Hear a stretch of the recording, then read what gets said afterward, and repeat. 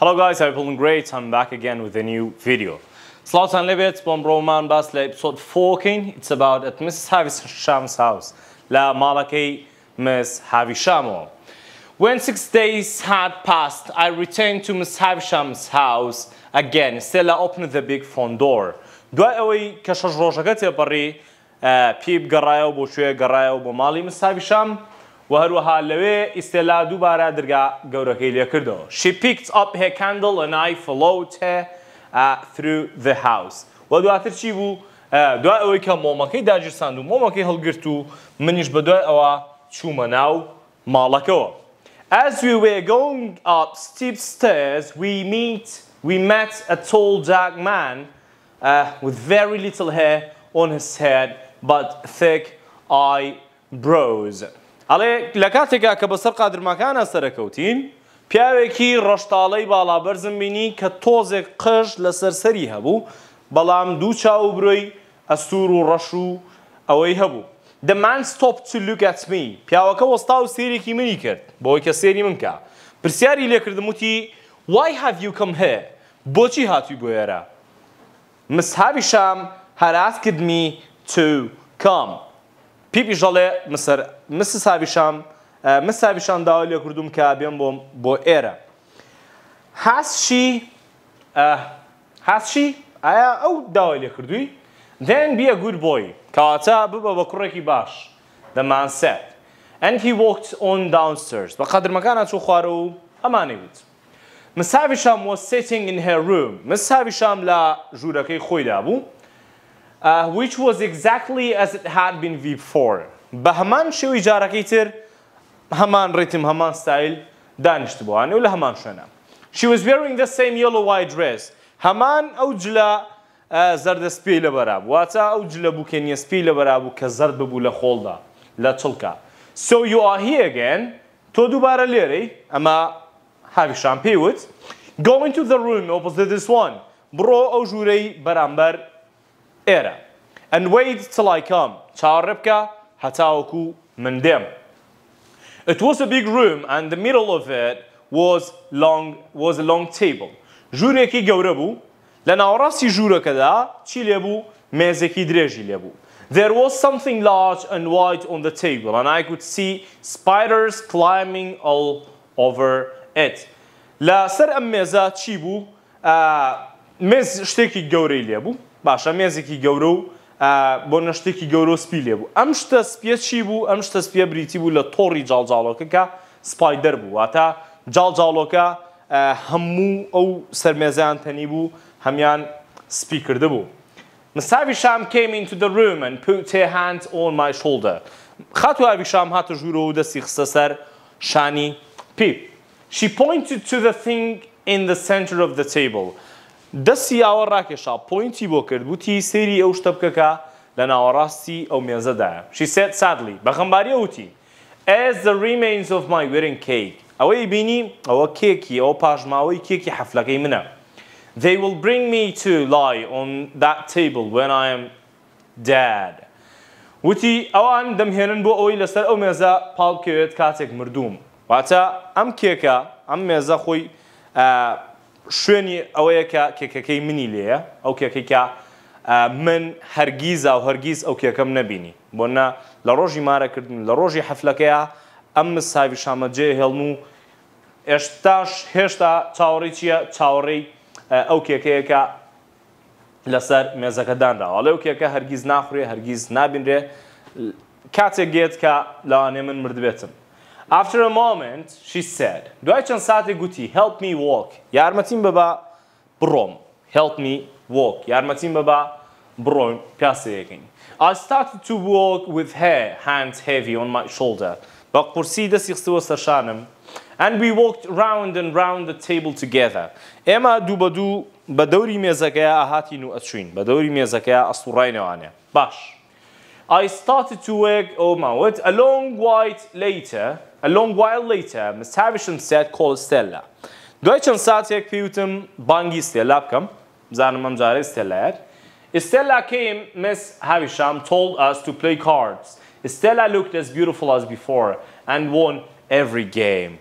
بانگی ئستێلامان کرد و ئێستێلا وەکو هەمیشە هەر جوان بوو بانگی کرد کە بێ پێکەوە چی بکەین پێکەوە یاری وەرەقە بکەین دووبارە و دووبارە هەموو یاریەکانی بردەوە ئستێلا then took me downstairs without speaking a word and out into the snowy garden دواتر ئەڵێ ئستێلا منی بردە خوارەوە بەرەو با قادرمەکانە منی بردە خوارەوە بەبێ ئەوەی هیچ وشەیەک بڵێ and out into the snowy garden منی بردە باخچە بەفراویەکەوە ئەو باخچەی کە بەفری لەسەر بوو while I was waiting for my food کاتێک چاوەڕێی خواردنەکەم بووم I looked round سێرێکی چواردەوری خۆمم کرد the garden was large and not very tidy باخچەکە زۆر گەورە بوو و زۆریشی بوو زۆر ڕێک و پێک نەبوو زۆر شێوا بوو suddenly I noticed that a fair-haired لە ناکەوت تێبینیم کرد کە قشسپیەک کوڕێکی قشسپی had appeared beside me کوڕێکی سەرسپی لە تەنیشتمەوە دەرکەوت کوڕێکی قشسپی لە تەنیشتمەوە دەرکەوت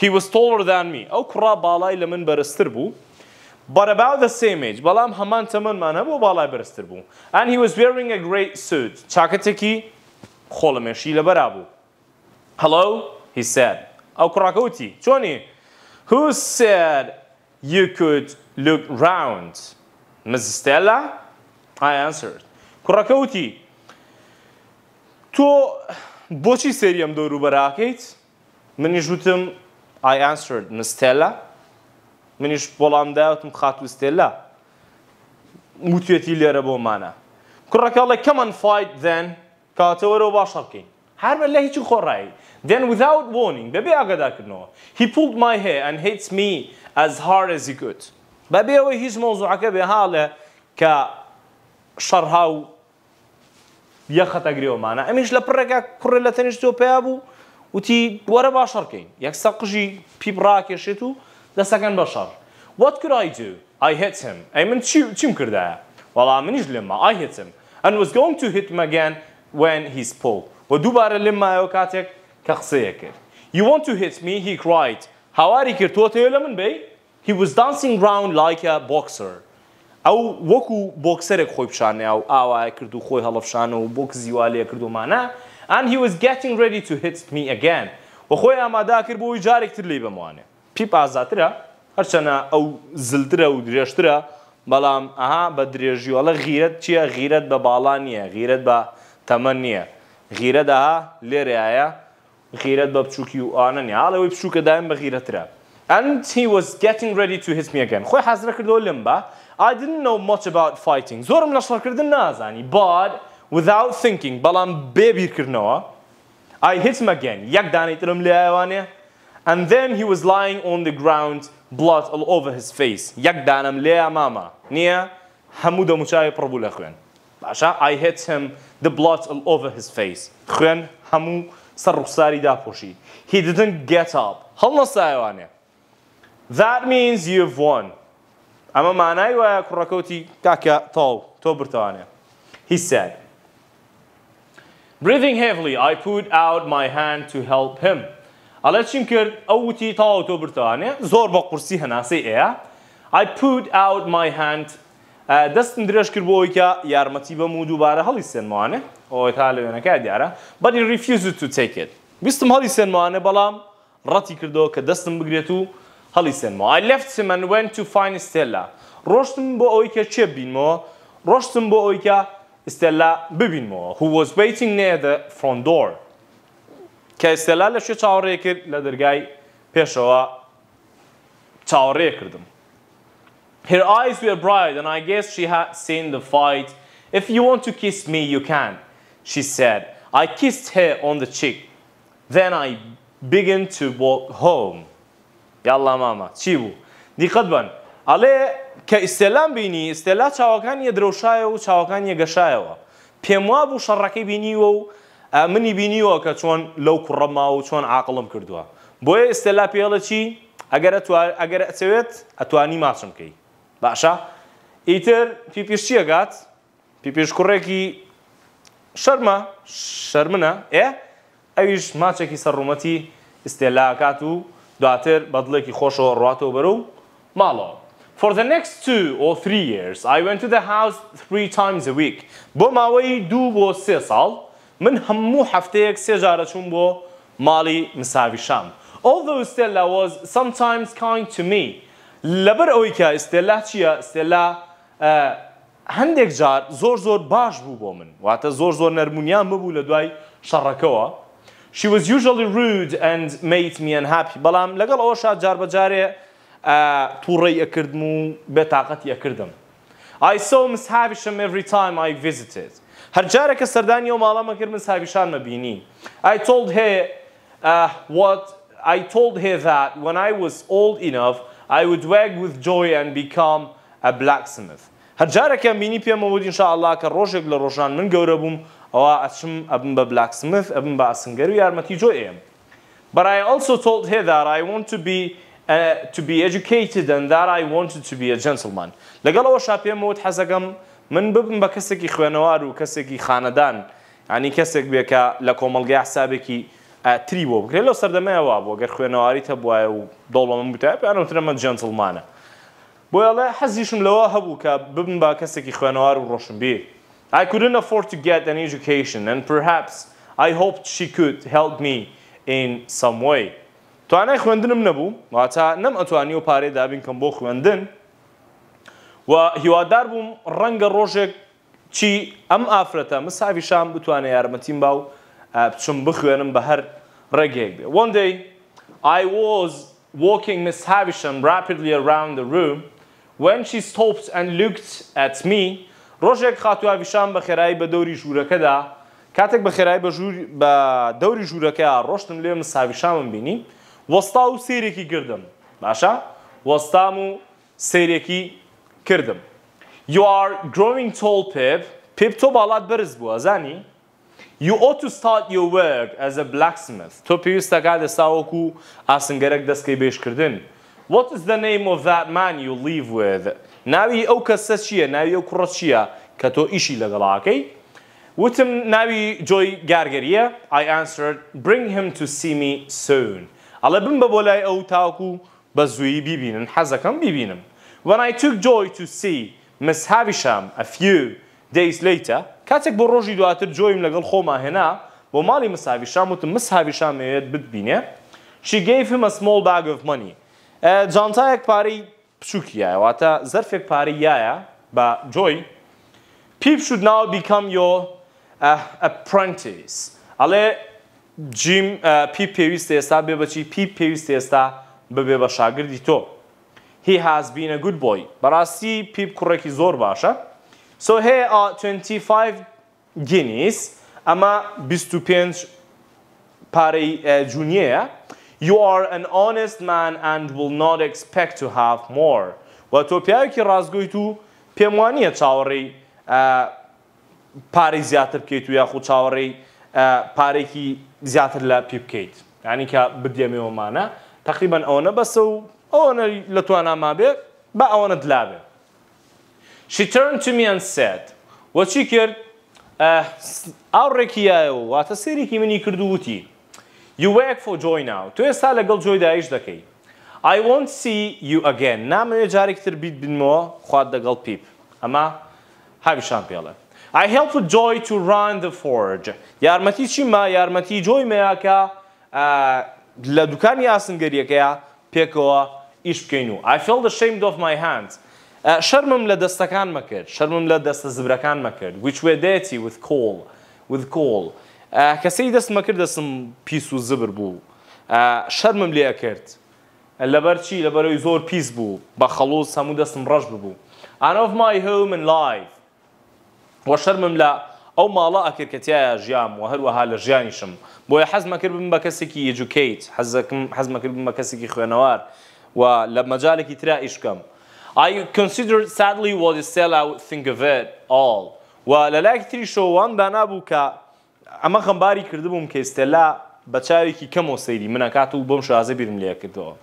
The months passed and I realized that I had to see her again.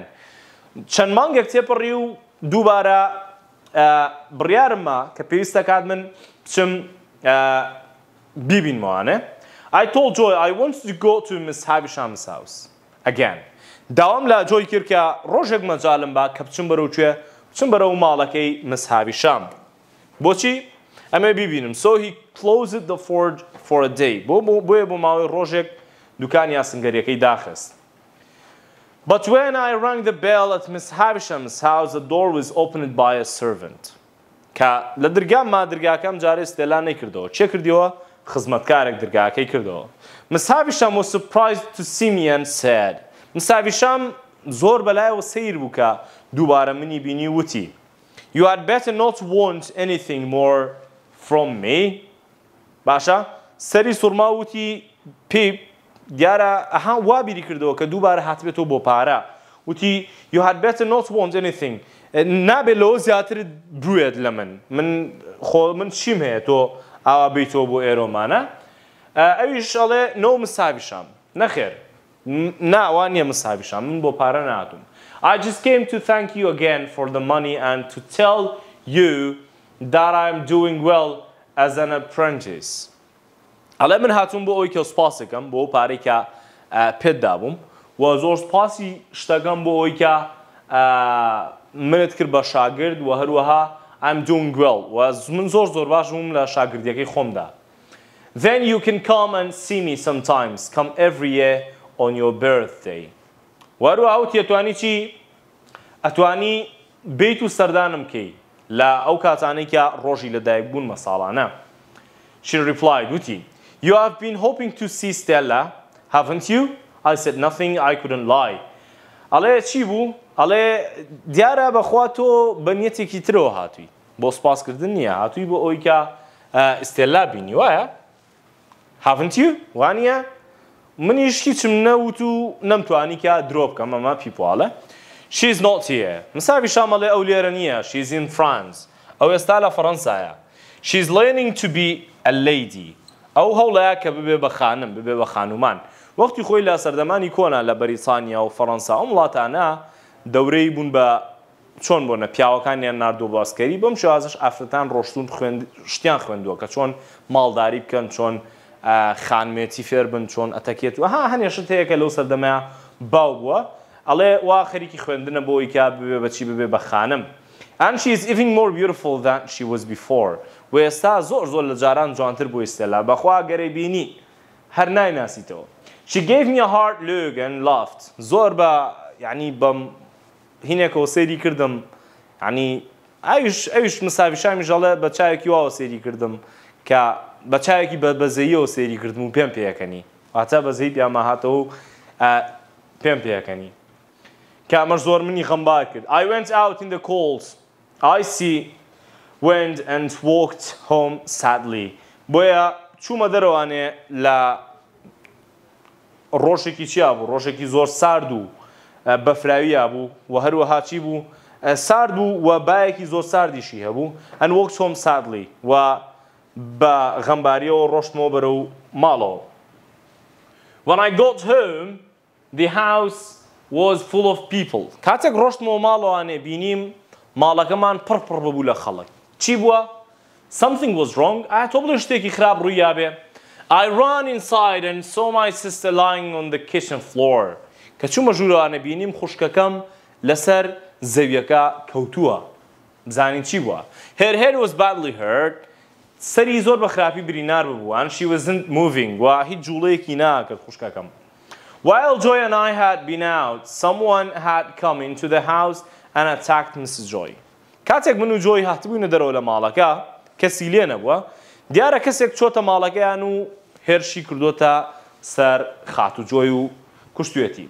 We didn't know who or why, but from that day she never walked or spoke again. یعنی نەیکوشتووە بەڵام ئەڵێ بە قوربانی کوشتنی کردووە زۆر بە خراپی لێ یاوە. ئەڵێ لە دوای ئەو ڕۆژەوە ئێمە نەمانزانی ئەو کەسە چێ بووە و بۆچی وای کردووە. لەو ڕۆژەوەی تر خوشکەکەم نەئیتوانی بە قاچ بڕوە نەئەشیتوانی هیچ قسەیەک بکە. All she could do was sit in a chair. تەنیا تاکەشت کە بیتوانێ خوشکەکەم بیکاویشە بوو لەسەر کورسیەک دانیشێ بەبێ و هیچ قسەیە بکە و بەبێ ئەوەی هیچ جوڵەیەکیش بکە.